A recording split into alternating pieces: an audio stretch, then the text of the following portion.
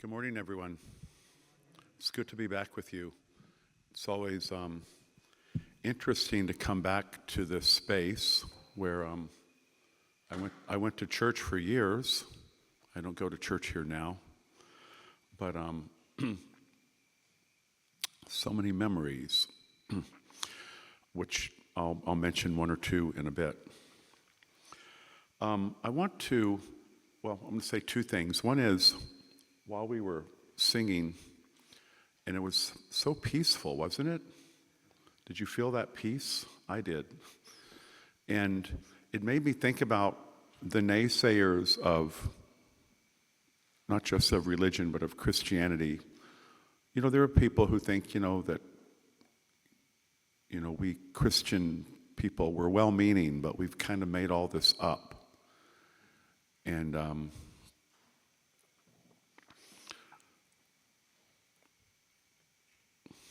I don't know, I'm not quite sure how to respond to that, except to say that I don't know how we could all make up together these things that we share. Like, we sing a song, and none of us colluded to feel peaceful, but we felt peaceful singing that song about peace.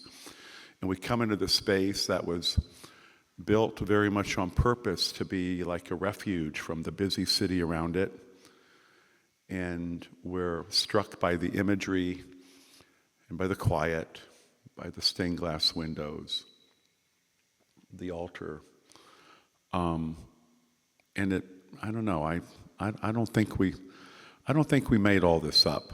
I understand what people mean when they say that, but I don't know, just today I was struck with how we're all together here, but I don't think we're together here colluding together in a falsehood. I think we're here together in another way, in some kind of unified way that, I don't know, today feels peaceful to me. Anyway, I want to mention the other lectionary readings today. I'm not going to read them, but I'll just mention them.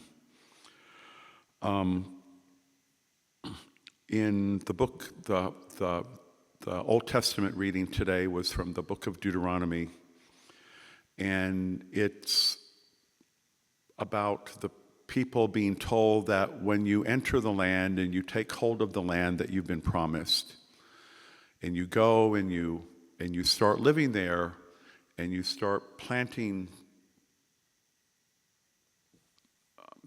crops and they produce, then you're to take the best that you have,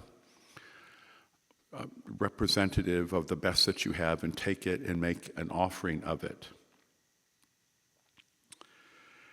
In the psalm that we did not read today, but we could have, but you've heard this before, he who dwells in the shadow of the Most High, he who dwells in the shelter of the Most High, abides under the shadow of the Almighty, which is very evocative to me. When I was a boy in Mississippi, and we lived on a farm, and it was really hot in the summer, and whenever there was, I remember looking up in the sky to see what clouds there might be coming to cover the sun a little bit and give us a little bit of shade while we were working. I remember looking and say, there's a cloud, and maybe 20 minutes, half an hour later, it would be over us and give us shade. And how calm, I remember how pleasant it was to work under the shadow of that cloud in the hot Mississippi sun. The gospel reading, which Wayne read a little bit from earlier, is about the tempting of Jesus.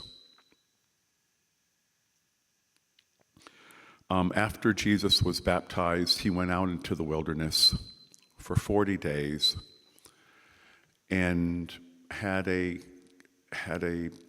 kind of self-directed pilgrimage, as it were, in the wilderness. And during that time, he was approached by the tempter who came to him and tried to convince him of things that were not true, or maybe of some things that he just was being tempted with weird thoughts. And Jesus resisted those temptations, and the tempter finally went away until another day, because he had failed in his attempt to get Jesus to kind of give in. And then that brings us again to the reading for today. The word is near you, on your lips and in your heart. That is the word of faith that we proclaim. Because if you confess with your lips that Jesus is Lord and believe in your heart that God raised him from the dead, you will be saved. For one believes with the heart and so is justified, and one confesses with the mouth and so is saved.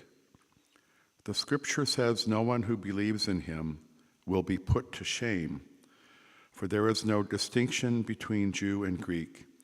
The same Lord is Lord of all, and is generous to all who call on him. For everyone who calls on the name of the Lord, for everyone who calls on the name of the Lord, for everyone who calls on the name of the Lord shall be saved. I mentioned earlier, some of you know this, that for many years I came to St. Peter's, and for probably about 10 years I was the one who made assignments for people who worked on the altar. And I remember when I first started working on the altar, or when I first took communion, and some of you have seen this. Some of you who've come from different religious backgrounds, you'll be able to relate a bit to what I'm going to mention. But, different religious groups, they have their own way of doing communion. Even if they do communion, some groups don't. I went on Ash Wednesday night to the church I now go to in Times Square, and I went with a friend who had never been with me to this church before. And I told her, in this church, communion is open. Anyone who wants to partake may do so. And so she went to the altar when I went to get the communion, and I saw how I could tell from that she came from a different background than I did, from the way that she presented herself. And it reminded me of how for years, right here, I would assist the priest. The priest would give the wafer, and I would come and I would hold out the cup. And I remember so often, people, they didn't know what to do with the cup. The cup is there, but they don't know what to do with it. And so a lot of times people would wait for me to lift the cup to their mouth. Or some people would they didn't know what to do. And so I learned that I could help folk when they came, and I would always say this. I would just say, take hold. Take hold of the cup, drink the wine, take hold. It's not just me being here giving to you, but it's you being here taking hold, and you become a participant, and you take in what is being offered. Years ago, I had some friends who came to this church. You might remember him, Wayne. He was really tall. They were from the Netherlands. I'm tall. I'm 6'2", but he was 5 or 6 inches taller than I am. And they were a young family. wife and 2 daughters back then. And the 2 daughters now, by the way, they're in college.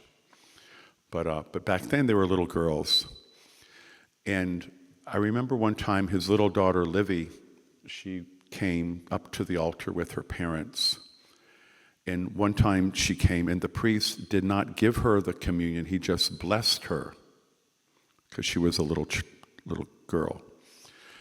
And after, during coffee hour, I heard her tell her father, she said, I wanted to take the communion.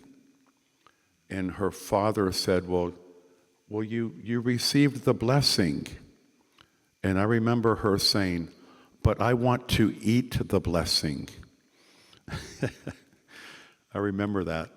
Next time I see her visiting over in Europe, I'm going to remind her of that. And I think it's emblematic of kind of 2 different ways that we can go about this life that we choose to live. We can kind of go passively and kind of see what happens. Or we can do like the Roman passage suggests. The word is near, it's on your lips, it's in your heart, and now what do you do with it?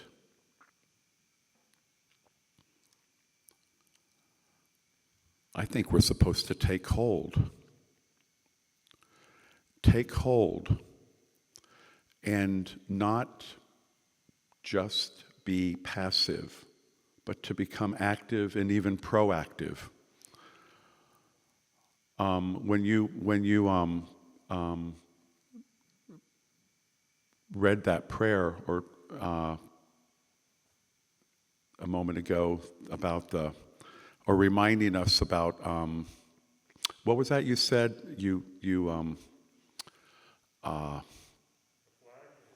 No, about the situation we live in now. Yeah. After the election, I called a friend of mine from Divinity School who used to be an activist, feminist activist. And I called her and I said, what are we going to do?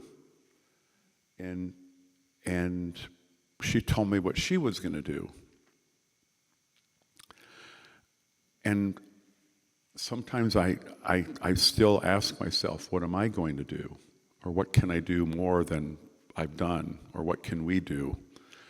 And I think we are there are times in our shared history when being idle is really not the viable choice that we have, but it's something else. What that is for you, what that is for me, will I'm sure be different. And by the way, right now we're going through this time politically together. But there have been other times in the past when people were faced with a different kind of challenges. And there'll be other times in the future when we're faced with even other kind of challenges. And what will we do? Will we kind of see the cup in front of us and not be sure and be uncertain, and in our uncertainty perhaps not even act? Or might we be reminded to take hold and to become participatory in this life that we're being proffered, that we're in a way being obligated to live into.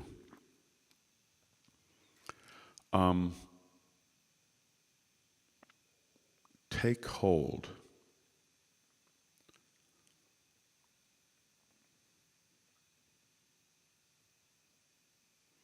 What will that mean for you this week? What will that mean for you?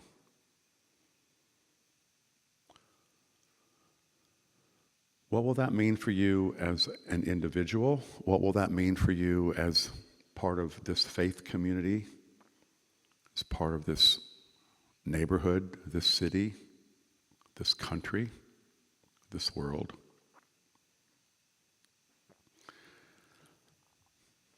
Lord, help us. Lord, help us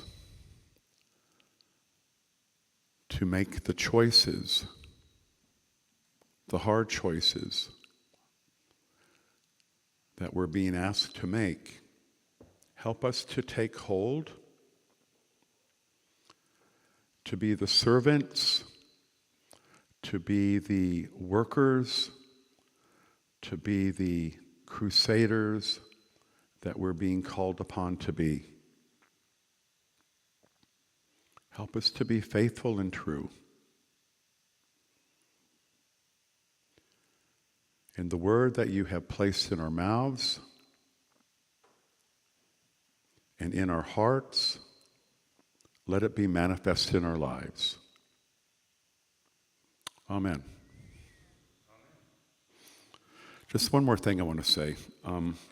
I forgot to mention that the word in the text here, in the book of Romans, we're so often used to hearing when we see the word in the Bible, it's often the word logos.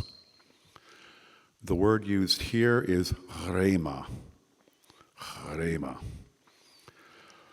which means spoken word. And you can even hear from the way I'm saying it that my very breath, rhema, is part of the word. Logos is like the framework that kind of the world hangs upon. Rhema is the spoken word that is spoken to us, and we in turn speak it to others, and by speaking it deeply and sincerely and living it out, it becomes living word.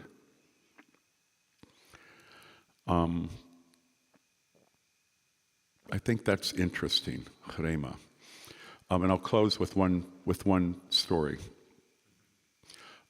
Years ago, I was traveling through Tajikistan. I went to a UN conference on a conference on water, and it was in Dushanbe, Tajikistan, and I was with a UN delegation, and we had been flown up into the mountains to this mountain village called Darog, way up high in the Pamir Mountains.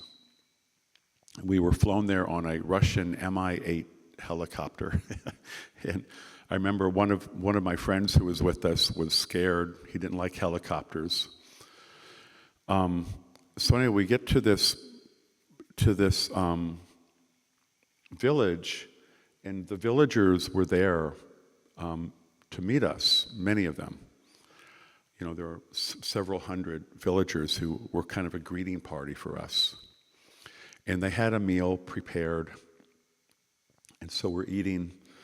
And then some of the villagers, music began to be played, and some of the villagers began to dance the darvish, which is this dance that I've always seen. If you go home and you look up darvish on YouTube, you'll see people dancing this kind of stylized kind of dance, and often priests, and they're twirling around. But the darvish that I saw these people dancing in this village is men and women, boys and girls, and it wasn't a stylized dance. It was just people kind of putting their hearts and bodies into kind of dancing with friends, with companions. And I remember in that moment feeling like that I had always heard about the darvishes in it, I don't know, and I'd seen it, but to see it now it was real. These people, these villagers they weren't doing something that didn't mean something to them, but they were doing something that was real for them and that meant something deep to them. And it was their deep expression that I saw. I think when we are living the Rema as best we can, that's what it looks like. It doesn't look stylized. It doesn't even look religious. It just looks deeply, deeply authentic and has the ring of truth about it.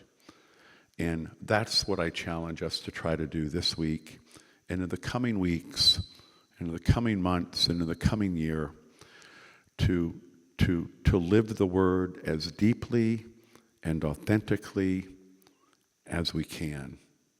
By ourselves when we're alone, but when we're with others, and as a faith community, and to really, really make a mark. That's the word of the day. Thank you.